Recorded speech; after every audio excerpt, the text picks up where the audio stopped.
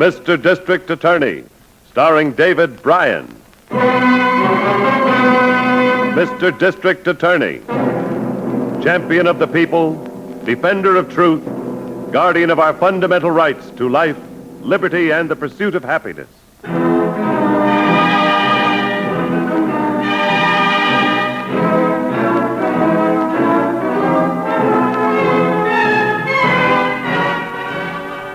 And it shall be my duty as district attorney not only to prosecute to the limit of the law all persons accused of crimes perpetrated within this county, but to defend with equal vigor the rights and privileges of all its citizens.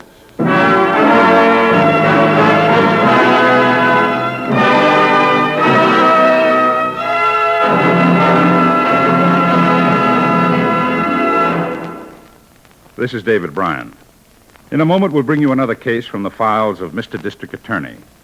But first, a word from our sponsor.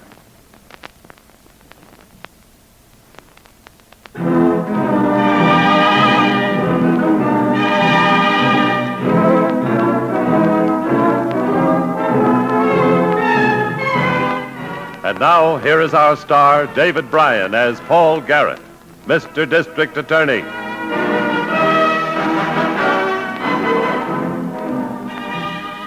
One of our biggest problems is the crook who preys on charitable activities, particularly those of local organizations. These groups are often singled out as easy pickings by confidence men, mainly because people connected with the groups are not worried about personal security and are therefore less cautious in their dealings with outsiders. The prevention and prosecution of crime is a difficult job at best, and all too often complicated by the carelessness of honest citizens. Citizens whose lack of vigilance invites lawlessness and violence, as in the case we're about to hear.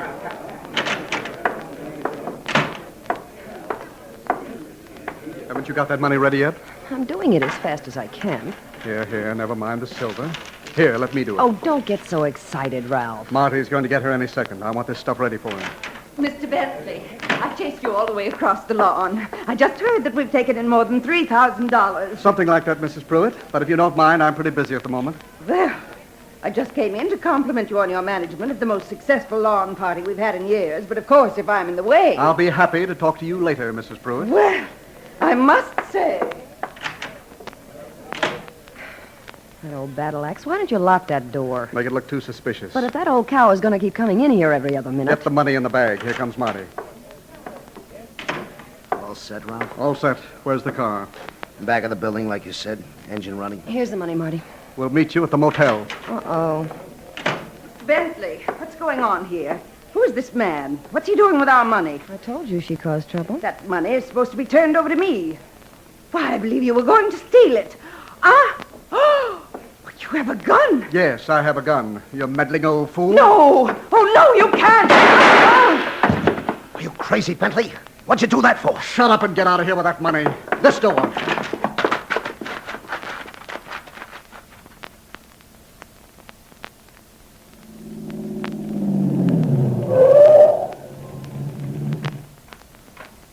Hiya, Chief. Miss Miller gave me your message. This is the Welfare League charity affair, isn't it? That's right. Raising money for crippled kids. Miss Miller said it was a woman who was killed. That's right. Mrs. Donald Pruitt, president of the Welfare League. Bentley says the bandit did it as he ran past him. Well, who's Bentley? He's the promoter of this thing. He and his wife are counting the take when this hood moved in on him. All right, folks, one side, please. Let us through, huh?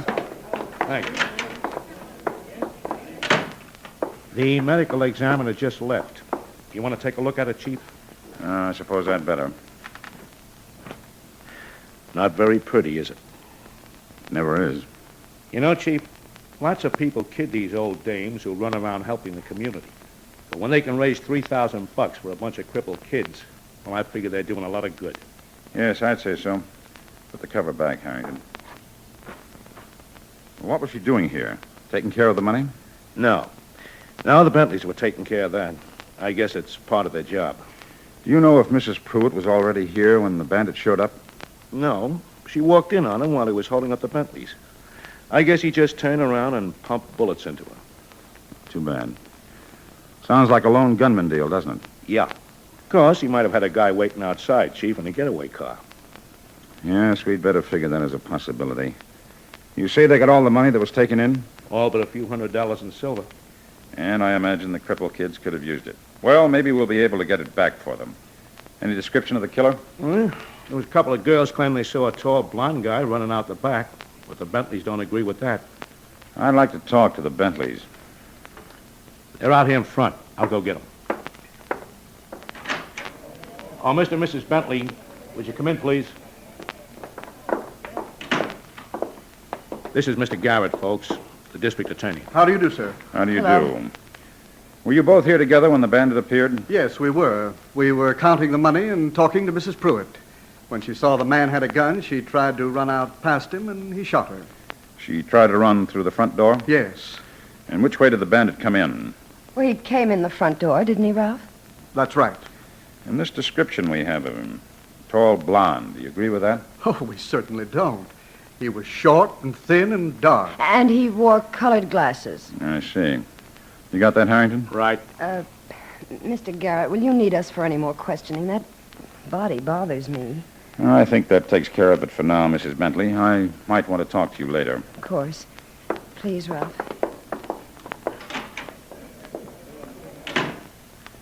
Well, we know exactly what to look for, don't we? Oh, sure.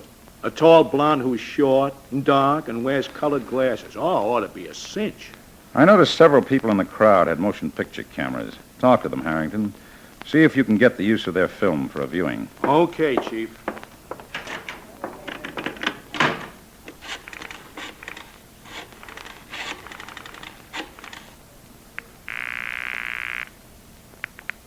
District Attorney's Office. Hello, Miss Miller. I'm at the Welfare League playground. There's been a holdup and a murder here. A woman victim. Some bystanders were taking motion pictures, and we figured one of the cameras might have caught an accidental shot of the killer. How about our 16-millimeter projector? Is it back from the shop yet? Came back yesterday. Good. I'll need it for this afternoon. What time this afternoon, Mr. Garrett? As soon as we get the films developed. Take care of it for me, will you? I'll check back with you later.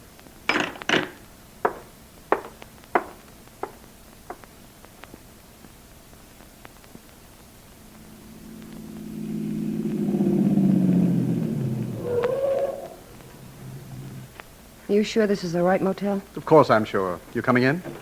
Yes, I'm coming in. Come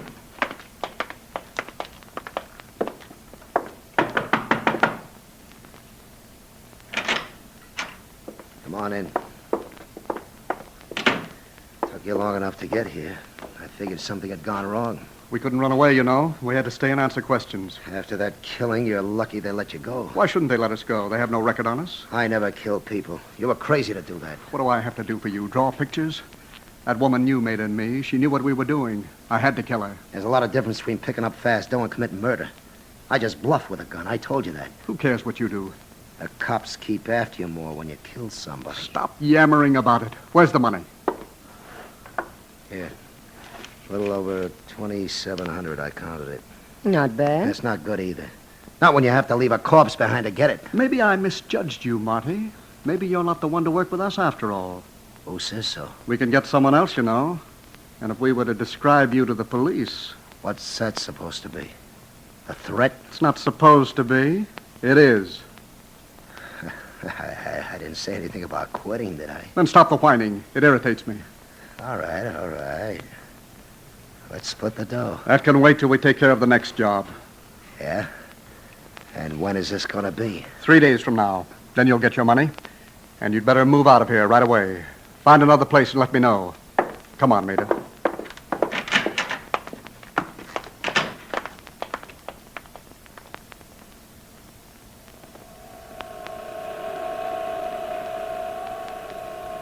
This is the last real film, Chief.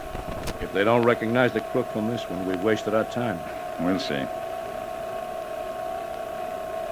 Oh, wait a minute. There he is. That was it. Hold it, Harrington.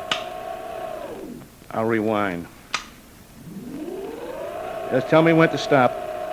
Right there. That's the man.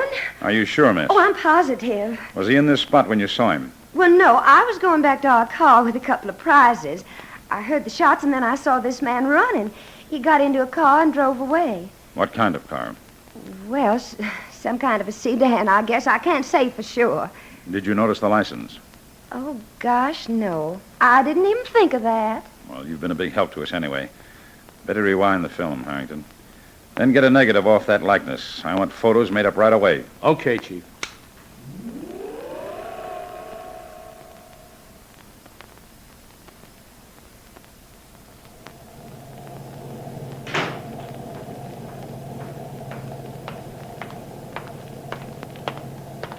Has Marty moved away? No, he hasn't. He's out somewhere, that's all. Get going. How do you know he hasn't moved? His clothes are still there. The stupid jerk. I don't want these small-time crooks get caught. They're too moronic to take simple precautions. Trouble is, if he gets caught, we might get picked up, too. Now, don't start sniveling about that again. We're not going to be picked up. What are you going to do about him? I'll come back in the morning. I'll get him into another place if I have to drag him out of here by the hair.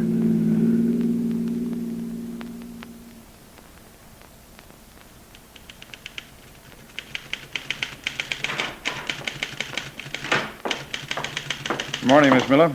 Oh, good morning, Mr. Garrett. Harrington here yet? He's in your office. He has a report on your blonde hold-up man. Good.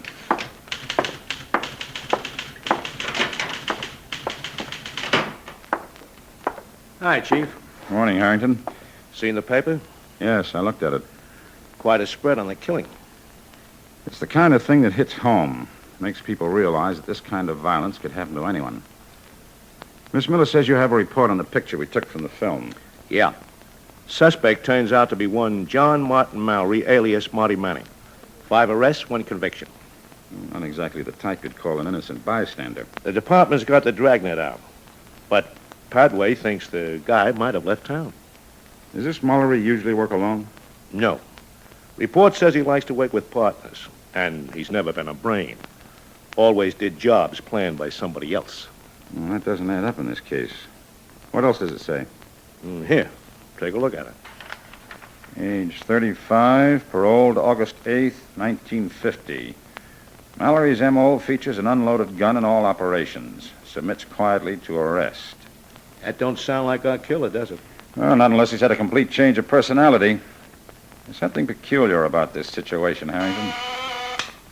Yes, Miss Miller? This is for Harrington, Mr. Garrett. A message from Lieutenant Driscoll. Oh, yeah. It was Driscoll who got me the report on this guy, Mallory, Chief. What do you want, Miss Miller? It was Sergeant Radin who called. He said to tell you Lieutenant Driscoll had a lead on where Marty Mallory's been staying. He's going out there and pick him up. Driscoll is? That's right. Miss Miller, call Driscoll back right away. If he's already left, ask them to contact him in his car. Yes, sir. Something wrong? Seems to me that Driscoll works alone most of the time. That's right, but I just... Go ahead, Miss Miller. Lieutenant Driscoll left homicide about 30 minutes ago, Mr. Garrett, and he must be out of his car right now because they can't seem to contact him. Do they know where he went? Golden View Motel on Channel Road. You ain't worried about trouble, are you? Not with the M.O. we got on this guy, Mallory. That's the way Driscoll's going to think. He'll be expecting an easy arrest. Come on, Harrington, let's go. Driscoll could be walking into plain murder.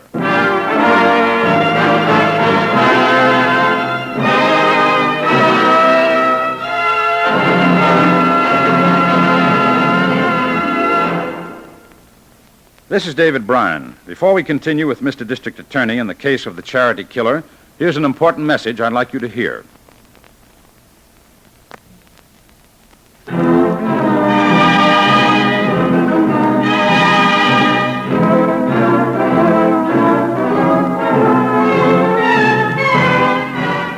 And now back to David Bryan, starring as Paul Garrett, Mr. District Attorney.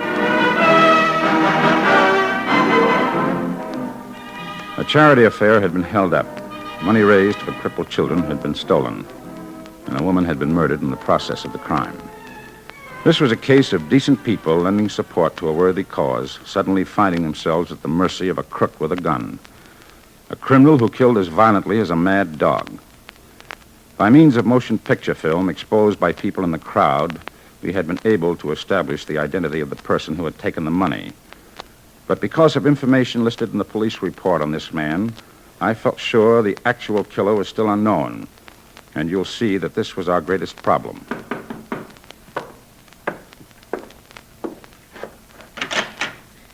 Oh, it's you. Come on in.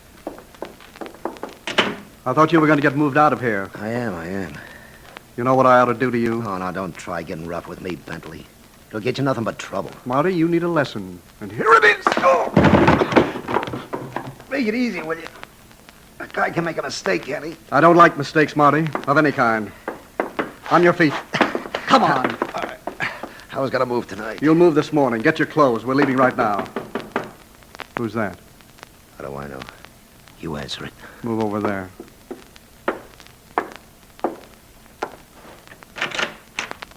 Hello? Who are you? Who are you looking for? A man named Mallory. Marty Mallory. You better try the other rooms. Nobody here by that name. The manager said this was it. The manager made a mistake. I'm a police officer. Any objection to my coming in and looking for myself? I guess not. Come ahead. Hello, Marty. Hello, Lieutenant. Who's your friend, Marty? That's Mr. Bentley. What do you do for a living, Mr. Bentley? What difference does that make? You said Marty wasn't here. What made you say that? You said something about looking for somebody. I didn't quite catch the name. You caught it, all right. Marty, the manager of this place tells me you haven't been working lately. Oh, I've been working here and there. What kind of work? Well, you know, anything I can get. Yeah, I know. I'm taking you in, Marty. What for? Suspicion of armed robbery. And you'd better come with us, Bentley. I'm going to say the same thing Marty did. What for? We'd like to ask you a few questions. And you better get your hands out of your pockets. I'm afraid you thought about that a little too late, Lieutenant. You shot him. You shot a cop. Come on, let's get out of here.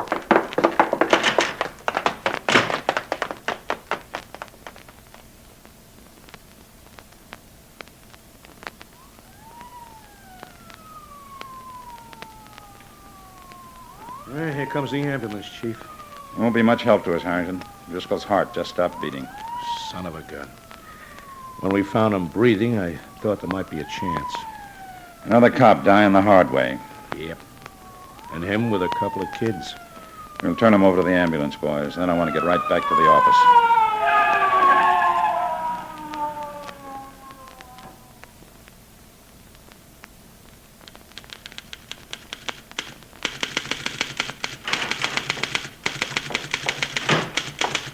Did you find Lieutenant Driscoll? Yeah, we found him. Dead. Oh, no. 2 bullets in him. Somebody got him by surprise. Well, that's the thing that's bothering me right now. That report you got on Mallory. What did it say about his prison record? Did he give any trouble? Model prisoner. Always cooperative. That's why he was paroled. This thing is beginning to look sticky. It just doesn't shape up as an ordinary hold-up operation. Miss Miller, would you feel like taking on an undercover job? I'll be glad to.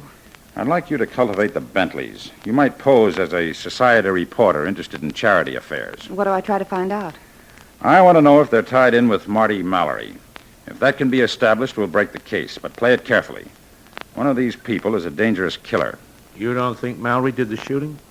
MOs don't usually lie, Harrington. Mallory's behavior pattern just doesn't include killing. And there's something else. Bentley said Mrs. Pruitt was killed when she ran past the gunman to get out the front door of that field house.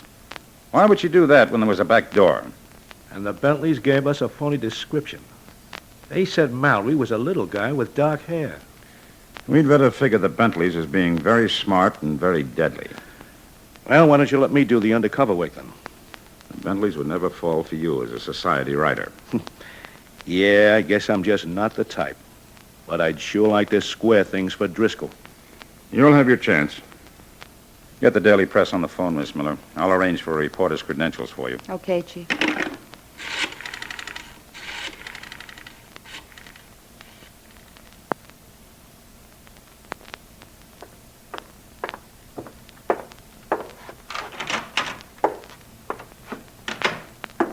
Hello, darling. Did you find a place for Marty? Yes, I found him a place. What are you fussing around for?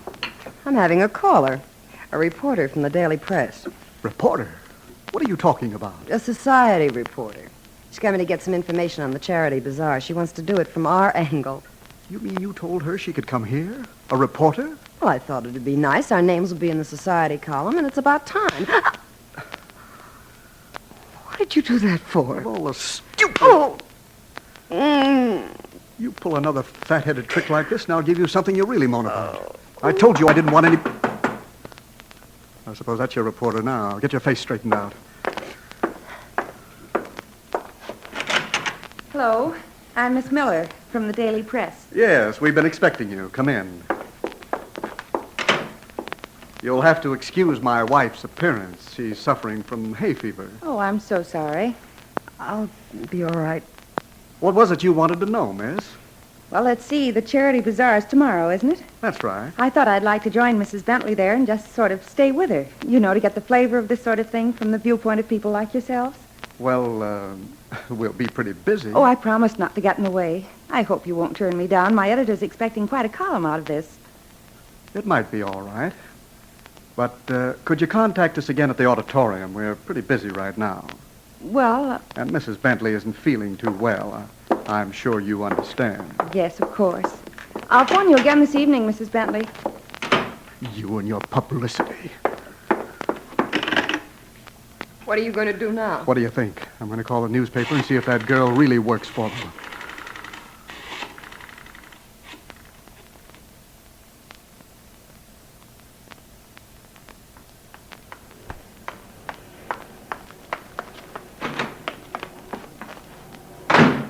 Well, that didn't take long. The husband was there. He wasn't very gracious. What happened, Miss Miller? I think he'd been pushing Mrs. Bentley around. Her face was red and she'd been crying. They said she had hay fever. You think they were suspicious? Not the woman. She was too nice to me over the phone, but I think he was. How about tomorrow? Well, I said I wanted to spend time with Mrs. Bentley. He didn't like it, but he didn't say no. No sign of Mallory around? Nothing I could see.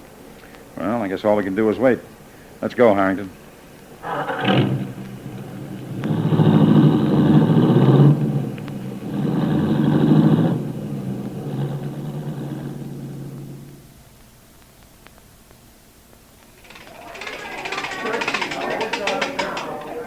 Oh, number 43, and I had 41. It's too bad, Harrington. You'd have won a dresser set for your wife. Yeah. Hey, this is quite a party.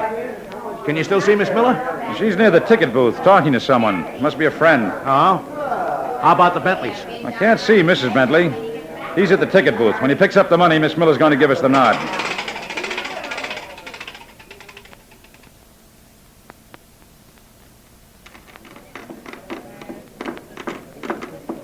Ralph, Where have you been? don't head for the office with that money. Come with me to the front door. Something wrong? Plenty. Come on. What's the trouble? You were right about that girl. I just heard her talking to some people she knew, and they asked her if she still worked for the district attorney. What? It looks like a trap, Ralph. Mr. and Mrs. Bentley, I've been looking for you. Is there something wrong? For you, there's plenty wrong. This thing I'm holding in my pocket's a gun. We're going out this door, and you're coming with us. You make even a squeak, and you get it. Understand? Yes, I understand perfectly. Let's go.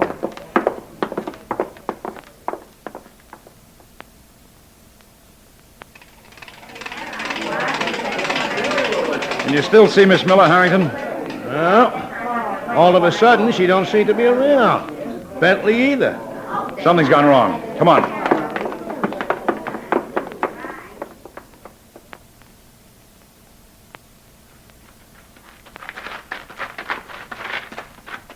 Get ready to move out, Marty.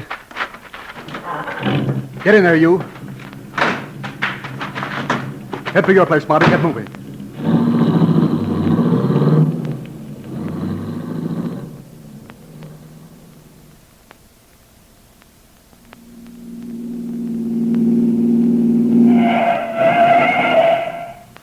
Come on, Maida. You too, sister. What are we going to do, Ralph? I don't know yet. We'll hole up in here till I make up my mind. Get that door open.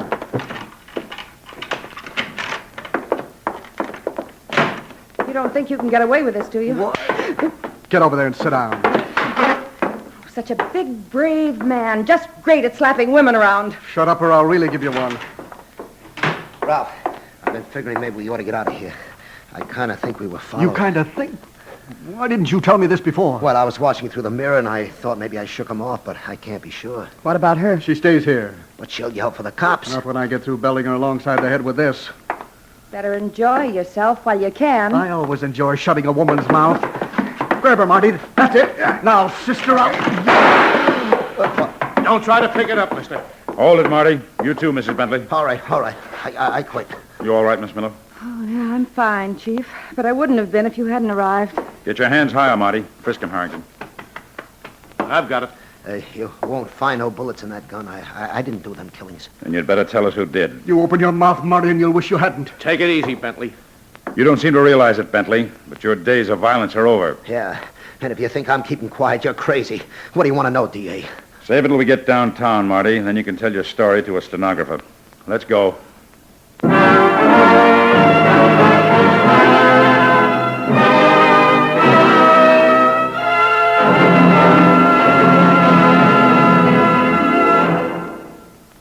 This is David Bryan. I hope you enjoy this case from the files of Mr. District Attorney. I'll be back in just a moment after this message from our sponsor.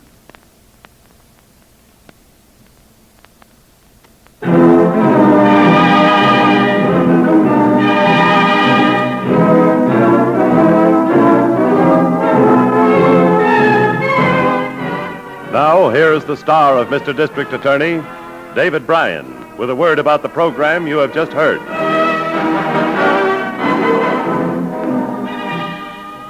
I'm sure you read about these people.